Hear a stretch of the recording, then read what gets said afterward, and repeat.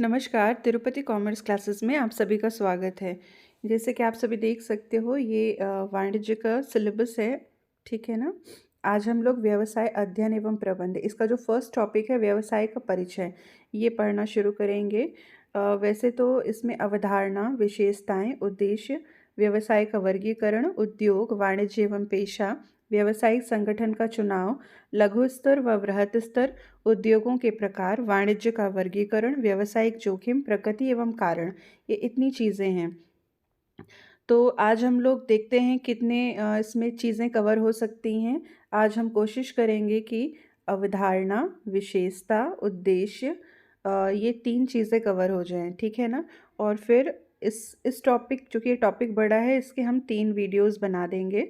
तो आपको ये सारा टॉपिक उसमें कवर हो जाएगा, ठीक है ना? तो अब हम लोग शुरू करते हैं कि व्यवसाय का परिचय से। ओके? व्यवसाय। व्यवसाय में यहाँ व्यवसाय को हम इंग्लिश में क्या बोलते हैं? बिज़नेस। आज हम लोग सबसे पहले व्यवसाय का अर्थ मतलब मीनिंग ऑफ बिज़नेस की मीनिंग क्या होती है? संकुचित अर्थ का मतलब होता है पुराने समय की बात है जब हम मतलब जो अर्थशास्त्री या जो विद्वान वगैरह हैं जिन्होंने व्यवसाय की डेफिनेशन स्टार्टिंग में दिखी, परंपरावादी जिन्हें हम कहते हैं, उनका कहना था कि केवल वस्तुओं का क्रय विक्रय क्या हो जाता है? व्यवसाय हो जाता है। लेकिन क्या ये सही है? नहीं। फिर इसमें मॉडिफिकेशन किए गए और विस्तृत का मतलब जो इन प्रेजेंट टाइम हम लोग जिसकी बात करते हैं कि व्यवसाय उन सभी क्रियाओं का योग है जो वस्तु और सेवाओं के उत्पादन से लेके अंतिम उपभोक्ता तक पहुंचाने के लिए की जाती है। यहाँ पर कहने का मतलब है जहाँ अंतिम उपभोक्ता कौन होता है? ग्राहक को बोलते हैं। कौन होता है? ग्राहक। जिसको हम सामान बेचते हैं वो क्या कहलाता है? अंतिम उपभोक्ता कहलाता है, ठीक है ना? तो मतलब एक फैक्ट्री में कोई सामान बन रहा है मतलब उत्पादन कार्य हो रहा है और उत्पादन से लेके उसको उपभोक्ता तक पहुंचाना, ठीक है? उपभोक्ता तक पहुंचाने में सोचिए कितने कार्य होते हैं। आप सोच सकते हैं कि आप समझ लीजिए परिवहन, संदेश वहन, बीमा, भंडारण, बैंकिंग। एक तो आप सबसे पहले जब प्रोडक्शन शुरू करेंगे तो देखिए उत्पादन कार्य शुरू कर रहे हैं, कच्चा माल लगा रहे हैं फैक्ट्री में, उसका सामान को बन गया, सामान बन गया तो क्या वो सीधे ग्राहक तक पहुंच जाएगा? नहीं पहुंचेगा। उसको पहुंचाने के लिए सबसे पहले तो आपको परिवहन की ज़रूरत पड़ेगी। आपको उसको ट्रक, बस या फिर ट्रेन, किसी भी चीज़ से यातायात के थ्रू उसको कहीं ना कहीं भेजना पड़ेगा। जो हमारा सामान होता है वो कहीं ख़राब ना हो जाए उसके लिए हमें उसका बीमा भी करवाते हैं। फिर वो इकट्ठे बल्क में आता है, एक एक सामान तो आप कहीं से मंगवाएंगे नहीं, तो उसके भंडारण की व्यवस्था भी करेंगे। इन सब चीज़ों में बैंक भी इन्वॉल्व होते हैं। तो कुल मिला के हम कह सकते हैं कि व्यवसाय का आशय क्या है कि वस्तुओं को उत्पादन से उपभोक्ता स्थान तक पहुंचाने के लिए जितनी भी क्रियाएं की जाती हैं वो सब व्यवसाय के अंतर्गत आती हैं, ठीक है? आप जैसे यहाँ देख सकते हो कि व्यवसाय को हम लोग कितने पार्ट्स में डिवाइड कर रखे हैं। यहाँ पे एक है हमारा वाणिज्य और दूसरा है हमारा उद्योग, ठीक है ना? तो वाणिज्य और उद्योग, अब देखिए यहाँ पे वाणिज्य को कितने भागों में बांटते हैं? 2 भागों में। एक तो व्यापार, दूसरा व्यापार की सहायक क्रियाएं। अभी हम लोगों ने पढ़ा था व्यापार में क्या क्या आ जाएगा हमारा? आंतरिक देशी व्यापार, विदेशी व्यापार, ठीक है? अब देशी व्यापार के अंतर्गत क्या क्या आ जाएगा? थोक व्यापार, फुटकर व्यापार, ठीक? फिर इसके बाद देखिए थोक व्यापार और फुटकर व्यापार आ गया। अब इसके बाद जो आपका फुटकर व्यापार को अगर हम नीचे कर देते हैं, जस्ट अ मिनट, हाँ। अब देखिए व्यवसाय में, वाणिज्य में तो आप समझ गए व्यापार। अब व्यापार की सहायक क्रियाएं क्या क्या होती हैं? तो व्यापार की सहायक क्रियाएं ये सारी हैं: परिवहन, संदेश वाहन, बीमा, भंडारण, बैंकिंग, ठीक है? अब इसका दूसरा पार्ट क्या है व्यवसाय में? और उद्योग को अगर हम ले लेते हैं, ठीक है? उद्योगों में भी हम आगे पढ़ेंगे। उद्योग भी कई तरह के होते हैं आपके, जैसे कि आपका यहाँ पे आ जाता है प्राथमिक उद्योग, गौण उद्योग, तृतीयक उद्योग। इसको भी हम डिटेल में अच्छे से पढ़ेंगे, है ना? फिर अब ये देखिए, ये तो हो गया आपका कि इसके अंतर्गत व्यवसाय में क्या क्या आते हैं? वाणिज्य और उद्योग आते हैं, ठीक है ना? अब इसके बाद आती है बात व्यवसाय की परिभाषा की। मतलब अगर हम बिजनेस की डेफिनेशन लेते हैं तो ये 2 आधार पे दी गई हैं। एक तो संकुचित आधार जिसे हम परंपरागत आधार भी कह सकते हैं। तो वहाँ पर क्या है? व्यवसाय शब्द से आशय पारस्परिक हित के लिए वस्तुओं और द्रव्य अथवा सेवाओं के विनिमय से। देखिए ये क्या कह रहे हैं? विनिमय का मतलब क्या होता है? क्रय विक्रय, मतलब वस्तु द्रव्य और सेवा का क्रय विक्रय। लेकिन अभी हम लोगों ने जैसे डिस्कस किया है कि केवल आर्थिक उद्देश्य हमें नहीं लेना है। पहले की जो परिभाषाएं हैं परंपरागत या संकुचित अर्थ वाली, वो केवल मौद्रिक आधार पे, मतलब हमको वो सिर्फ उनका एक ही मोटिव रहता था, लाभ कमाना, दैट्स इट।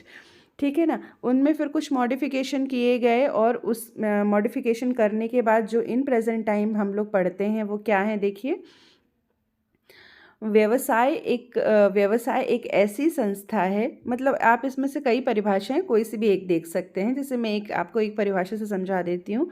व्यवसाय से तात्पर्य उन आर्थिक क्रियाओं से है जो मानवीय आवश्यकता की संतुष्टि हेतु लाभ प्राप्त करने के उद्देश्य से वस्तुओं और सेवाओं के नियमित उत्पादन एवं हस्तांतरण से संबंधित होती हैं। देखिए यहाँ पे सारी चीज़ें आई हैं। एक तो आर्थिक क्रिया, सबसे पहले तो आर्थिक क्रिया तो संकुचित अर्थ में भी आ रही थी। फिर इसके बाद इन्होंने क्या कहा है कि मानवीय आवश्यकता, जो इसकी मानवीय आवश्यकता है उसकी संतुष्टि। फिर वस्तु और सेवा का नियमित उत्पादन और हस्तांतरण। हस्तांतरण में वो सारी क्रियाएं आ जाएंगी। आपका यातायात, भंडारण, मतलब जो व्यापार की सहायक क्रियाएं होती हैं। ठीक है ना। तो मुझे ऐसा लग रहा है कि आपको इतना तो समझ में आ गया होगा। अब जो जैसा कि हमारा टॉपिक है, आप लोग देख सकते हो टॉपिक के अनुसार हमारे अगला है व्यवसाय की अवधारणा। परिभाषा तो हम लोग समझ चुके हैं। व्यवसाय का जो इंट्रोडक्शन अगर हम देख रहे हैं, व्यवसाय का परिचय, तो परिभाषा आप लोग अच्छे से समझ चुके हैं। अब आती है बारी कॉन्सेप्ट ऑफ बिजनेस की, व्यवसाय की अवधारणा क्या होती है। ठीक है ना। तो व्यवसाय शब्द अंग्रेजी की भाषा के बिजनेस से बना है। इसका आशय क्या होता है, व्यस्त रहना। बिजनेस का मतलब क्या होता है, व्यस्त होना। ठीक है ना। मानवीय आवश्यकताएं जो हमारी वो असीमित हैं और इनकी संतुष्टि के लिए हमको साधन चाहिए। ठीक है ना। मतलब आपको पता है कि जो कहते हैं, जो हमारी आवश्यकताएं हैं वो पानी के बुलबुले जैसी होती है। एक आवश्यकता खत्म होगी दूसरी आ जाएगी, दूसरी खत्म होगी तीसरी आ जाएगी। ठीक है ना। तो उन आवश्यकताओं की संतुष्टि के लिए साधन सीमित होते हैं। इसलिए प्रत्येक व्यक्ति को इन आवश्यकताओं की पूर्ति के लिए कुछ न कुछ आर्थिक कार्य करना पड़ता है। देखिए आपकी आवश्यकताएं हैं, आवश्यकताओं की पूर्ति के लिए हमें कुछ ना कुछ तो काम करना पड़ेगा जिससे हम धन उपार्जन कर सकें। ठीक है। क्योंकि बिना धन के तो आपको कोई कुछ सामान दे नहीं से रहा। ठीक है। प्रोफेसर मेल्विन एंसन कहते हैं व्यवसाय आवश्यकताओं की पूर्ति की क्रिया विधि है जिसके द्वारा मानव जीवन यापन करता है। क्या है, व्यवसाय आवश्यकताओं की पूर्ति की एक क्रिया विधि है जिससे मानव अपना जीवन यापन करता है। देखिए व्यवसाय में जैसे जैसे हम आगे पढ़ेंगे तो आपको समझ में आएगा। कई व्यक्ति आर्थिक क्रियाएं कैसे करते हैं। कुछ आर्थिक क्रिया का मतलब यहाँ पे क्या हो रहा है, धन का उपार्जन करना। ठीक है ना। अपने जीवन यापन को करने के लिए हमें कहीं ना कहीं से तो धन का उपार्जन करना पड़ेगा। वो आप व्यवसाय से, वाणिज्य, ये पेशा, रोजगार, इसके कई तरीके होते हैं जो अब हम आगे पढ़ेंगे। ठीक है ना। अब देखिए इसमें भी है ना, जो अवधारणाएं हैं, अवधारणाओं को 3 भागों में बांटा गया है। देखिए सबसे पहले है आपकी संकुचित अवधारणा, दूसरी है व्यापक अवधारणा और तीसरी है आधुनिक अवधारणा। ठीक। संकुचित, व्यापक और आधुनिक। अब हम तीनों को इसको अलग अलग समझेंगे कि ये कैसे हैं। तो सबसे पहले हम इसकी संकुचित अवधारणा समझते हैं। Narrow concept. संकुचित इसके नाम से ही पता चलता है कि बहुत छोटा सोचना, जिसकी कहते हैं ना छोटी सोच होती है, आप बोलते हो संकुचित। ठीक है ना। तो प्रोफेसर LH हैने क्या कहते हैं कि व्यवसाय से तात्पर्य उन मानवीय क्रियाओं से हैं जो क्रय विक्रय द्वारा धनोत्पत्ति या धन अर्जित करने के लिए की जाती हैं। मैंने आपको स्टार्टिंग में ही बताया था व्यवसाय की परिभाषा के समय ही कि जो पुराना, मतलब संकुचित दृष्टिकोण वाले लोग हैं, संकुचित अवधारणा है, उनका काम क्या है कि वो सिर्फ व्यवसाय को धन उत्पत्ति का साधन, वो भी कैसे, क्रय विक्रय करके करना है, और वो व्यवसाय की सहायक क्रियाओं को इसमें इंक्लूड नहीं करते थे। मतलब ऐसी आर्थिक क्रिया के रूप में दी जा सकती है जिससे विभिन्न व्यक्ति किसी मूल्य वाली वस्तु या सेवा का पारस्परिक हित एवं लाभ प्राप्त करने के लिए विनिमय करते हैं। मतलब इसमें सिर्फ और सिर्फ इन्होंने किसको एक रखा, आर्थिक स्वरूप को लेके चले हैं। ठीक है। इसलिए इसको संकुचित अर्थ की अवधारणा बोली गई। अब दूसरी अवधारणा है हमारी व्यापक अवधारणा। व्यापक अवधारणा में क्या है, व्यवसाय से आशय वाणिज्य उद्योग के संपूर्ण क्षेत्र, आधारभूत उद्योग, निर्माण उद्योग, सहायक सेवाएं, वितरण, बैंकिंग, बीमा, यातायात आदि से है, जो संपूर्ण व्यावसायिक जगत का को सहायता करते हैं। अब देखिए व्यापक अवधारणा में इन्होंने क्या किया, हमने जो समझा था स्टार्टिंग में परिभाषा के समय कि व्यवसाय का मतलब क्या हो रहा है, एक उत्पादन कार्य से लेके उपभोक्ता तक हमको सामान को पहुंचाना है, उसके अंतर्गत जितनी भी क्रियाएं आती हैं वो सारी किसके अंतर्गत आएंगी, हमारी व्यापक अवधारणा के अंतर्गत। इसमें इन्होंने वाणिज्य उद्योग, संपूर्ण क्षेत्र, आधारभूत उद्योग, निर्माणी उद्योग, देखिए आधारभूत निर्माणी, अभी जब हम ये उद्योग पढ़ेंगे तो मैं आपको इसको डिटेल में समझाऊंगी, ठीक है ना। तो ये इसकी व्यापक अवधारणा है। इसके बाद बारी आती है इसकी आधुनिक अवधारणा। आधुनिक अवधारणा क्या बोलती है ये भी देख लेते हैं। मॉडर्न कॉन्सेप्ट जो है वो कहता है कि व्यवसाय वह सामाजिक संस्था है जो लाभ के लिए वस्तु एवं सेवाओं का उत्पादन व वितरण करती है। देखिए सबसे पहले हमारा जो कॉन्सेप्ट थे आपके, एक संकुचित में केवल क्रय विक्रय को लिया गया, फिर उसके बाद संकुचित से जो थोड़ा सा विस्तृत रूप आया उसमें उन्होंने क्या, उत्पादन से उपभोक्ता तक पहुंचाने में जितनी भी क्रियाएं हैं उन सबको इंक्लूड किया। और जो आधुनिक अवधारणा है वो सामाजिक, मतलब एक जो हमारे समाज का तत्व होता है उसको भी उन्होंने इंक्लूड कर दिया। ओके, तो यहाँ पर व्यवसाय शब्द का प्रयोग हम उन सभी सामाजिक संस्थाओं के लिए करते हैं जिनके द्वारा आर्थिक क्रियाओं को संगठित किया जाता है, ठीक है ना। तो ये हमारी कौन सी आधुनिक अवधारणा का कॉन्सेप्ट हो गया। ओके, अगला अब हम देखते हैं कि व्यवसाय में कितनी तरह की क्रियाएं होती हैं। तो देखिए व्यवसाय में मानवीय क्रियाओं को दो भागों में हमने बांटा है, एक होती है हमारी आर्थिक क्रिया, दूसरी होती है अनार्थिक क्रिया। इसके नाम से ही आपको पता चल जाएगा। आर्थिक का मतलब होता है जो रुपए पैसे से रिलेट करती है, अनार्थिक जो रुपए पैसे से रिलेट नहीं करती। तो आर्थिक क्रियाओं को इन्होंने तीन भागों में डिवाइड किया, व्यवसाय, पेशा और रोजगार। व्यवसाय के अंतर्गत क्या क्या काम करते हैं, क्रय विक्रय का, उद्योग, बीमा, यातायात, संग्रहण, विज्ञापन। मतलब जो हमने अभी अवधारणाएं पढ़ी थी, अवधारणा में जो इसका विस्तृत रूप है वो लिया गया है, ठीक है ना। तो व्यवसाय में हम इसका क्रय विक्रय, उद्योग, बीमा, यातायात, संग्रहण, विज्ञापन, ये सारी चीज़ें देखते हैं। फिर आर्थिक क्रिया का ही दूसरा भाग आता है पेशा, ठीक है ना। पेशा में वकालत, चिकित्सा, चार्टर्ड अकाउंटेंट। पेशा से तात्पर्य क्या होता है, किसी कार्य को करने के लिए जब किसी विशेष योग्यता की आवश्यकता होती है, विशिष्ट ज्ञान की आवश्यकता होती है, वहाँ पर पेशा लागू होता है, ठीक है ना। आपको जैसे पता होगा कि अगर आपको वकील बनना है तो पहले आपको लॉ की पढ़ाई करनी पड़ेगी, जानते हैं कि नहीं, बिना लॉ की पढ़ाई किए क्या कोई वकील बन सकता है। चिकित्सा के क्षेत्र में जाना, अगर आपको डॉक्टर बनना है तो आपको MBBS डॉक्टरी की डिग्री लेनी पड़ेगी। चार्टर्ड अकाउंटेंट बनना है, CA बनना है तो आपको उसके एग्ज़ाम्स देने पड़ेंगे। कुल मिला के अगर आप पेशे से जुड़ना चाहते हैं तो आपको इसमें विशिष्ट ज्ञान की आवश्यकता होती है। एंड थर्ड है हमारा रोजगार। रोजगार में आप किसी एक सैलरी पेड जिसे हम कहते हैं, प्रबंधक, निरीक्षक, श्रमिक, ये सब आते हैं। हम निर्धारित समय तक कार्य करते हैं, उसके बदले में हमको वेतन प्राप्त होता है। इसको हम क्या कहते हैं, रोजगार। आगे हम इसको डिटेल में हर चीज़ को समझेंगे, ठीक है ना। अनार्थिक क्रियाएं क्या होती हैं, ऐसी क्रियाएं जिसमें पैसे का कोई लेन देन नहीं होता है, जैसे धर्म का प्रचार करना, देश की सेवा करना, ये सारी चीज़ें अनार्थिक क्रियाओं में आती हैं। अगर एक हम सिंपल वे में देखें तो देखिए मैं आपको एक उदाहरण से समझा सकती हूँ। जैसे एक माता है, ठीक है ना, वो अगर अपने बच्चे को घर में पढ़ा रही है फ्री में, मतलब हर माँ अपने बच्चे को घर में पढ़ाती है, उसका होमवर्क कराती है, तो ये क्या कहलाएगी, एक अनार्थिक क्रिया। लेकिन वही माँ अगर किसी स्कूल में पढ़ाती है और बदले में वो सैलरी लेती है तो वो क्या कहलाएगी, आर्थिक क्रिया कहलाएगी, ठीक है ना। अब देखिए इसको क्रियाओं को आर्थिक और अनार्थिक श्रेणी में रखने का आधार क्या है। तो फर्स्ट है क्रिया का प्रयोजन अथवा उद्देश्य, कि आप किस उद्देश्य से कौन सा कार्य कर रहे हैं। देखिए जैसे यहाँ एक एग्जाम्पल लिखा है कि एक फुटबॉलर खिलाड़ी मनोरंजन के लिए खेल सकता है, ठीक है, और पारिश्रमिक लेकर भी खेल सकता है। अगर वो मनोरंजन के लिए खेलता है तो वो अनार्थिक क्रिया है, और अगर पारिश्रमिक लेके खेलता है तो वो आर्थिक क्रिया है, ठीक है ना। फिर क्रिया का धन से प्रत्यक्ष संबंध, वे सभी क्रियाएं जिनका धन से प्रत्यक्ष संबंध है वो क्या कहलाएंगी, आर्थिक क्रिया कहलाएंगी। और ऐसी क्रियाओं जिसका मूल्यांकन द्रव्य के मापदंड से क्रिया का के विपरीत होता है वो सब क्या कहलाएंगी, अनार्थिक क्रिया कहलाएंगी। ठीक है ना।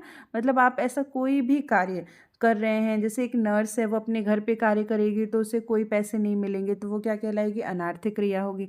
लेकिन अगर वो हॉस्पिटल में काम करेगी तो उसको पैसे मिलेंगे, तो वो क्या कहलाएगी, एक आर्थिक क्रिया कहलाएगी। ठीक। एंड थर्ड है आपका क्रिया की वैधानिकता।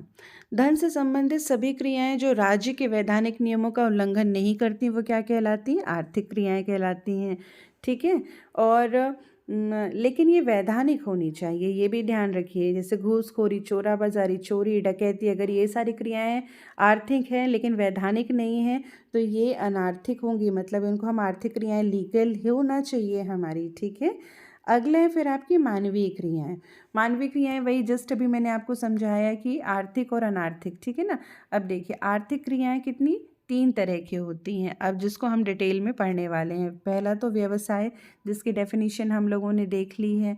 दूसरी होती है पेशा। पेशा क्या होती है, ज्ञान एवं कुशलता प्राप्त व्यक्ति द्वारा विभिन्न पक्ष वर्गों की निष्पक्ष सेवा करना। ठीक है ना। एंड थर्ड होता है हमारा रोजगार। ये हमारी क्या कहलाती है, आर्थिक क्रियाएं। देखिए जैसे ये व्यवसाय है, ओके, ये पेशा है, ये एक डॉक्टर अपने एक पेशेंट को देख रहा है, और ये रोजगार है, एक एम्प्लॉई हैं जो ऑफिस में काम कर रहे हैं। अब ये अनार्थिक क्रियाएं, अनार्थिक क्रियाएं क्या होती हैं, जिनका उद्देश्य मनोवैज्ञानिक संतुष्टि होती है। जैसे हम लोग मंदिर में जाते हैं, धर्म का प्रचार करते हैं, अपने देश की सेवा के लिए कोई कार्य कर रहे हैं, तो ये सारी हमारी अनार्थिक क्रियाएं आएंगी। अब ये देखिए आर्थिक और अनार्थिक क्रियाओं में डिफरेंस है, इससे आपको फटाफट समझ में आ जाएगा। सबसे पहला तो होता है संबंध। आर्थिक क्रियाएं धन से संबंधित होती हैं, अनार्थिक क्रियाओं में धन की प्राप्ति कुछ का कोई साधन नहीं, उसका उद्देश्य क्या होता है, जीविका चलाना होता है। और अनार्थिक क्रियाओं का उद्देश्य जीविका चलाना या मुद्रा से नहीं होता है। मापदंड अगर देखेंगे तो आर्थिक क्रिया का मापदंड मुद्रा है, अनार्थिक का मुद्रा नहीं है। प्रेरणा स्रोत अगर हम देखते हैं तो आर्थिक क्रियाओं का प्रेरणा स्रोत क्या है, आवश्यकता की संतुष्टि होती है। और अनार्थिक क्रियाओं का क्या होता है, ये भावनाओं से संबंधित होती हैं। जैसे आपके अंदर देशभक्ति की भावना है। ये क्रियाओं के प्रकार, अब देखिए आर्थिक क्रिया में व्यवसाय, पेशा, रोजगार ये सब आती हैं। अनार्थिक क्रिया में जैसे देशभक्ति हो गई, समाज सेवा हो गई, ये सारी चीज़ें आएंगी। ओके। अब नेक्स्ट है व्यवसाय की विशेषता। ठीक है ना। अभी तक हम लोगों ने दो टॉपिक्स कवर कर लिए। एक तो अवधारणा हमने पढ़ी, आर्थिक अनार्थिक क्रियाएं पढ़ी। अब अगला है व्यवसाय की विशेषता। व्यवसाय की विशेषताएं कई होती हैं। देखिए जैसे पहली है मानवीय आर्थिक क्रिया, साहस का तत्व, वैधानिक तत्व, निरंतर लेन देन, ठीक है, लाभ अर्जित करना, नियमित तथा वितरण क्रियाएं, पूंजी तथा वित्त पर आधारित उपयोगिता का सृजन करना, उपभोक्ताओं की संतुष्टि। अब इसको हम लोग डिटेल में पढ़ेंगे तो आप समझ जाएंगे। व्यवसाय की विशेषताएं। व्यवसाय के अंतर, देखिए आपको इनको बहुत ध्यान से समझना है क्योंकि जो आपके क्वेश्चंस बनेंगे वो इन्हीं के अंदर से बनने वाले हैं। ओके। व्यवसाय के अंतर्गत उन समस्त मानवीय आर्थिक क्रियाओं को सम्मिलित किया जाता है। देखिए तो सबसे पहला तो क्वेश्चन यहीं से बन गया कि व्यवसाय में किन क्रियाओं को सम्मिलित किया जाता है, तो हमें पता होना चाहिए आर्थिक क्रियाओं को सम्मिलित किया जाता है, जो वस्तुओं और सेवाओं के उत्पादन, विनिमय और वितरण के लिए की जाती हैं। ठीक है ना। इनका उद्देश्य अपनी सेवाओं द्वारा समाज की आवश्यकताओं की पूर्ति करना है और लाभ अर्जित करना होता है। व्यवसाय को आर्थिक तंत्र भी कहा जाता है। ठीक है ना।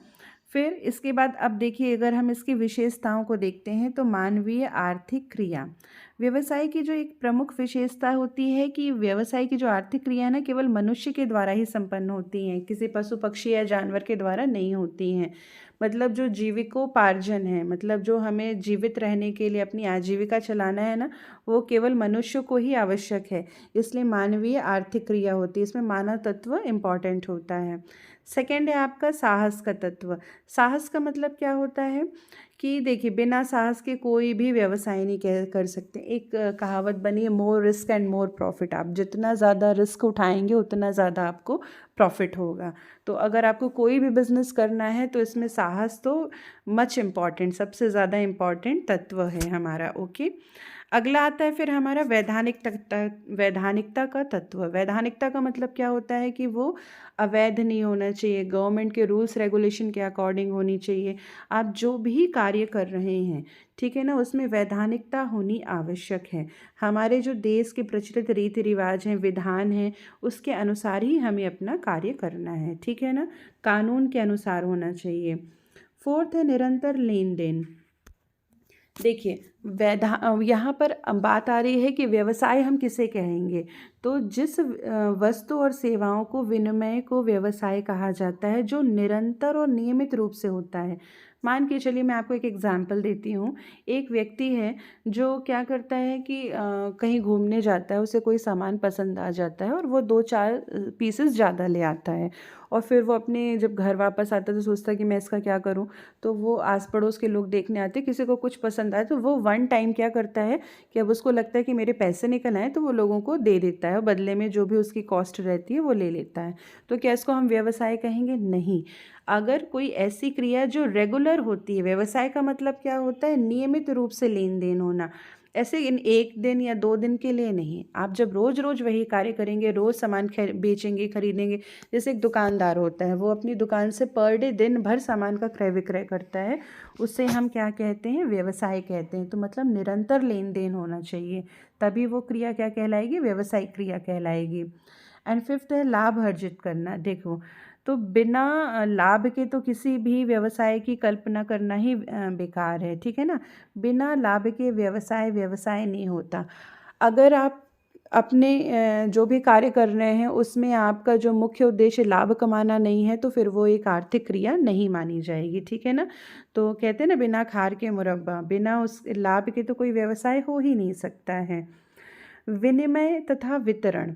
विनिमय वितरण का मतलब क्या है? देखिए, विनिमय का मतलब क्या होता है? क्रय विक्रय, जो कि रेगुलर होना चाहिए। वितरण का मतलब क्या होता है कि ऐसा नहीं कि हम पर्टिकुलर एक ही व्यक्ति को लेके बैठे हैं, इसमें दोनों चीज़ें होनी चाहिए। विनिमय और वितरण मतलब ये वास्तव में व्यवसाय के दो प्रमुख अंग हैं। वितरण में आजकल क्या आ रहा है? व्यवसाय की जो सहायक क्रियाएं हैं वो सारी वितरण के अंतर्गत ही आती हैं, जैसे बैंक, बीमा, यातायात, परिवहन, संदेश वाहन, ये सब चीज़ें, ठीक है।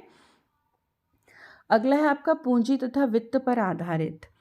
पूंजी तथा वित्त व्यवसाय आजकल आधार माना जाता है। बिना इसके व्यापार की हम कल्पना भी नहीं कर सकते हैं। अब आप ही मुझे बताइए, अगर आपको कोई व्यापार शुरू करना है तो क्या आप बिना पूंजी बिना वित्त के कर सकते हैं? नहीं। आप एक शोरूम भी डालना चाहते हैं तो पहले शोरूम खरीदने के लिए, या अगर आप उसको रेंट पे भी लेते हैं उसके लिए भी हमें पैसे की आवश्यकता है। फिर उसमें सामान भरने के लिए भी हमें वित्त की आवश्यकता है, ठीक है ना। उसका आप कुछ डेकोरेशन करेंगे उसके लिए भी वित्त की आवश्यकता है। आप एडवर्टाइजमेंट करेंगे उसके लिए भी वित्त की आवश्यकता है। मतलब कोई भी आप व्यापार शुरू करते हैं तो उसमें पूंजी और वित्त तो लगेगा ही लगेगा। जब पहले हम व्यय करते हैं तभी आय का उपार्जन होता है, ठीक है ना।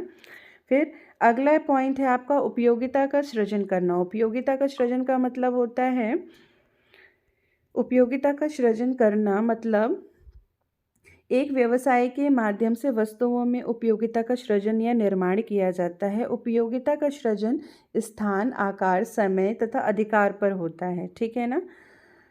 एंड नाइन्थ है आपका उपभोक्ताओं की संतुष्टि। आप कहना ये कहना गलत होगा, देखिए, कि केवल क्रय विक्रय करना तो व्यवसाय हो गया। नहीं, वर्तमान समय में, आधुनिक समय में व्यवसाय काफ़ी विस्तृत हो चुका है। अब आपको जो सबसे पहले तो ये देखना है कि एक व्यक्ति या जो समाज के व्यक्ति हैं, जो आपकी ग्राहक है, उनकी रुचि क्या है, उनका फैशन क्या है।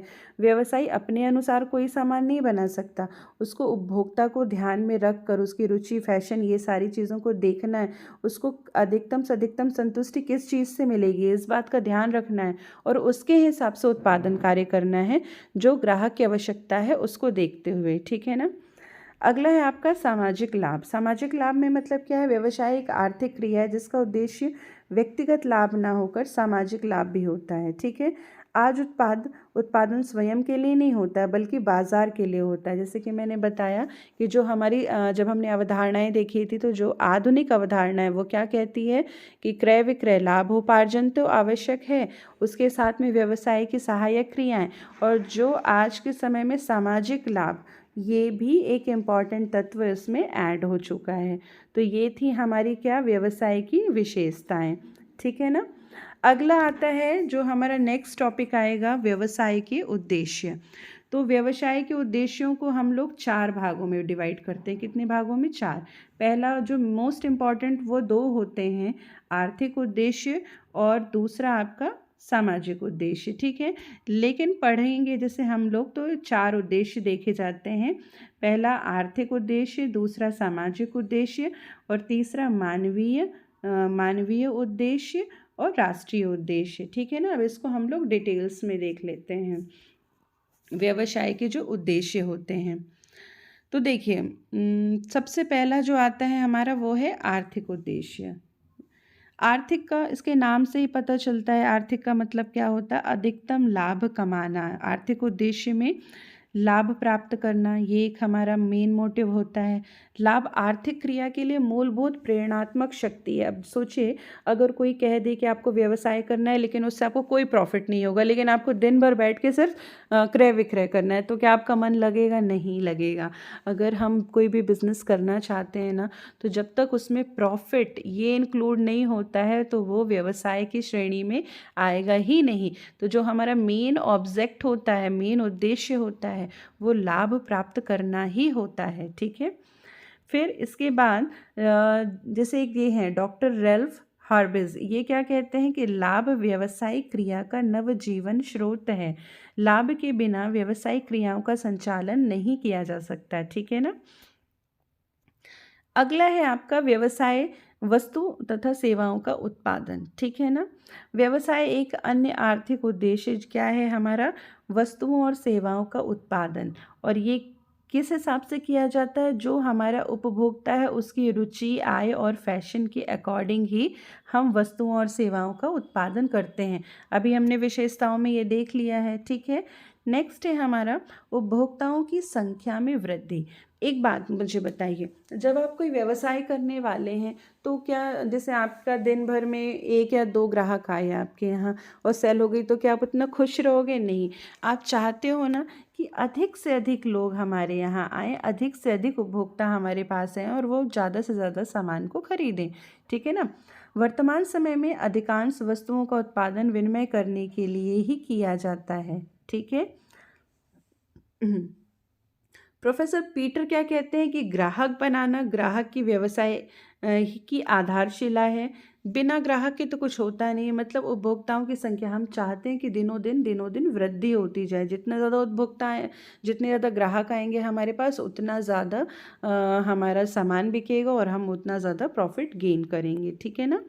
व्यवसाय का विस्तार का मतलब होता है कि अपने व्यवसाय को विस्तृत करना। जैसे आज आपके व्यवसाय की 1 ब्रांच है, फिर वो 2 हों, फिर 3 हों, उसका आकार बढ़े, ठीक है ना। मतलब जैसे पहले एक छोटी सी शॉप थी, फिर उससे आप उसको बड़े से शोरूम में कन्वर्ट करो, फिर कंपनी में कन्वर्ट करो।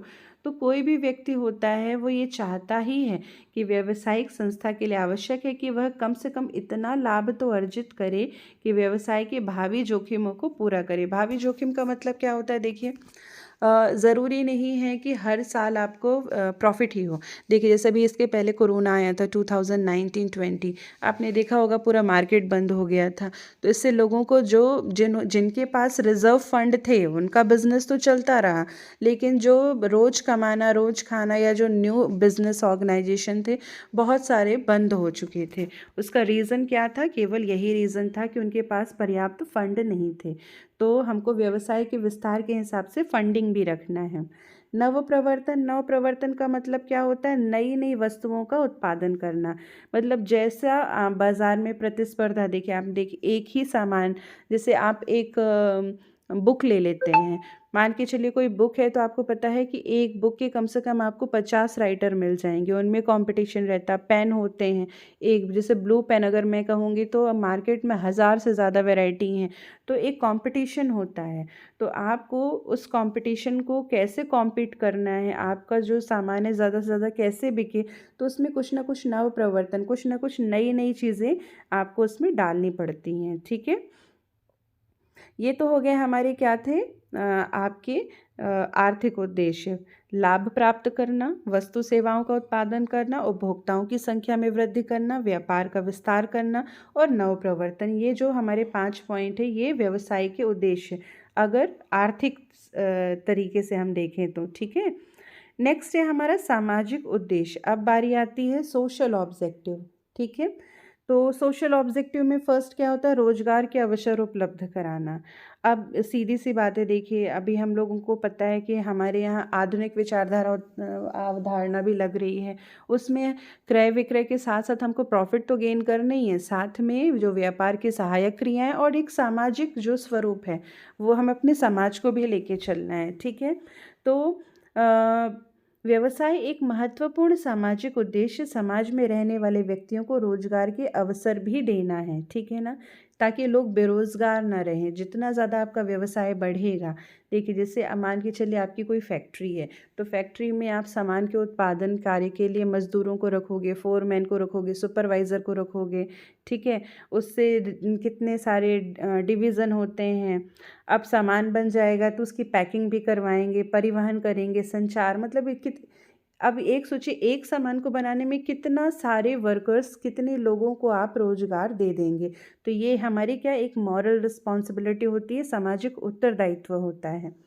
सेकंड, उत्तम वस्तुओं का उत्पादन करना। उत्तम का मतलब क्या होता है कि हमको ऐसी चीज़ें उत्पादित करनी जिसकी किस्म अच्छी हो। ठीक है, उसमें कुछ भी गलत ना हो, जिससे किसी को कोई नुकसान ना पहुँचे।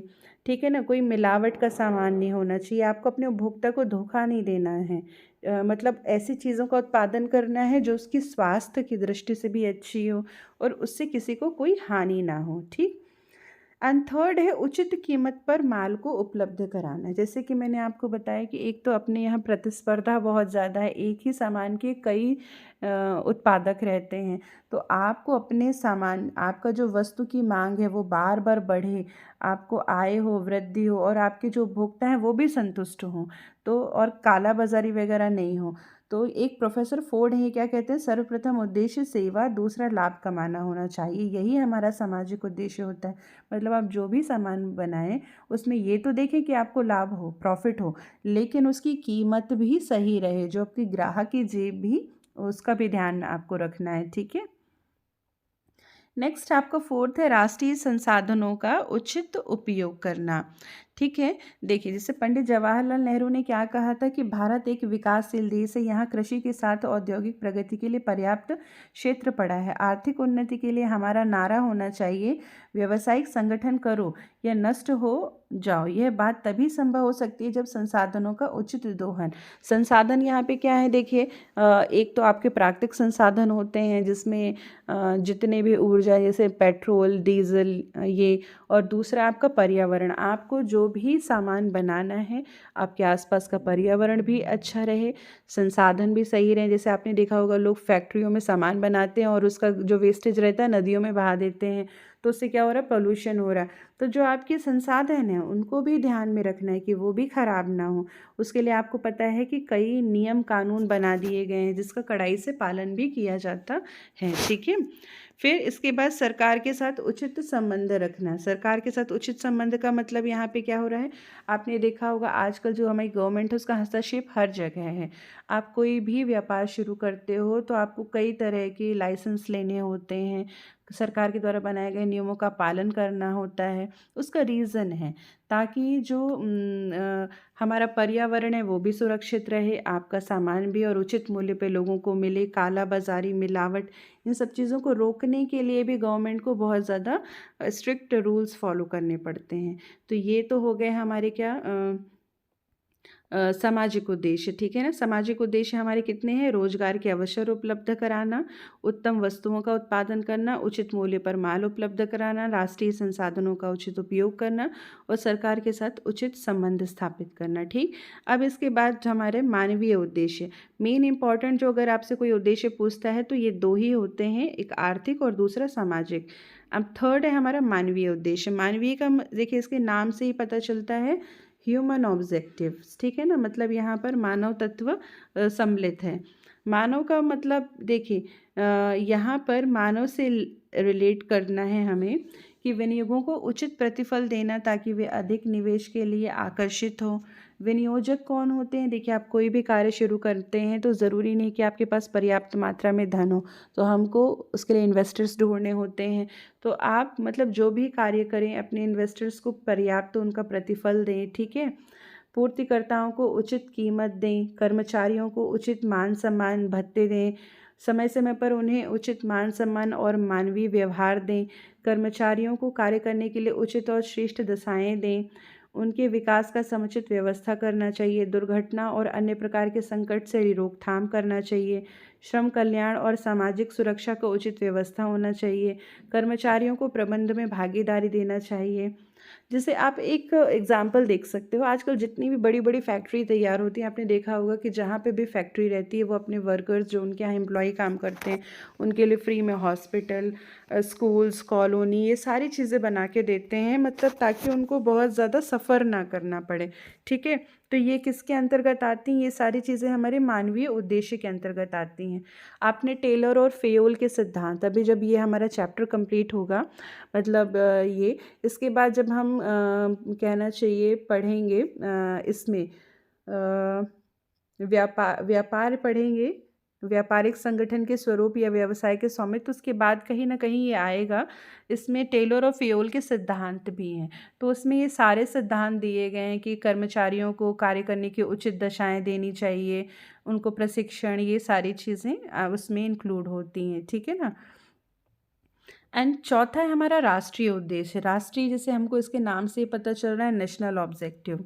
किसी देश की सरकार एक ऐसी संस्था होती है जो कानून व्यवस्था बनाए रखने के लिए उत्तरदायी होती है, देश की सर्वोच्च संस्था, ठीक है ना। अब यहाँ पे क्या बात आ रही है? हमारी कंट्री की बात आ रही है। तो हमको और क्या क्या अपने राष्ट्रीय उद्देश्य में ध्यान रखना चाहिए कि एक तो जो सरकार नियम कानून बनाती है उसका दृढ़ता से पालन करना चाहिए। कर, सबसे इम्पॉर्टेंट चीज़ कर, जो हमें टैक्स हैं ये समय पे भरना चाहिए, ठीक है। संयंत्र की उत्पादन क्षमता का पूर्ण उपयोग करना चाहिए, आर्थिक नियोजन में सहायता देना चाहिए, देश के सीमित संसाधनों का सर्वोत्तम उपयोग करना चाहिए, भ्रष्टाचार, घूस, मिलावट, जमाखोरी, इन प्रवृत्तियों से दूर रहना चाहिए, ठीक है ना। फिर कीमत स्थिरता को बनाए रखना चाहिए, क्षेत्रीय विषमता को दूर करना चाहिए। क्षेत्रीय विषमता का मतलब क्या होता है कि देखिए, आपने देखा होगा जो भारत है ना, उसकी जो भौगोलिक स्थिति, कहीं पे पहाड़ है, कहीं रेत है, कहीं नदी है। तो ऐसा नहीं कि केवल आप ये देखिए जहाँ समतल भूमि हमें सारे संसाधन मिल रहे हैं, केवल हमें वहीं वहीं पे अपने सारे उद्योग धंधे लगाने नहीं, ऐसी जगह भी देखना है जहाँ पर लोग, जैसे झारखंड आपने देखा होगा बहुत ज़्यादा, झारखंड है, छत्तीसगढ़ है, ऐसी बहुत सारी जगह है जहाँ पर बहुत ज़्यादा नक्सली हैं या फिर जंगल हैं या कुछ। तो आप ये देखो कि वहाँ पे अगर आप कोई उद्योग धंधे स्थापित करोगे तो वहाँ के लोगों को क्या होगा? रोजगार मिलेगा, है ना।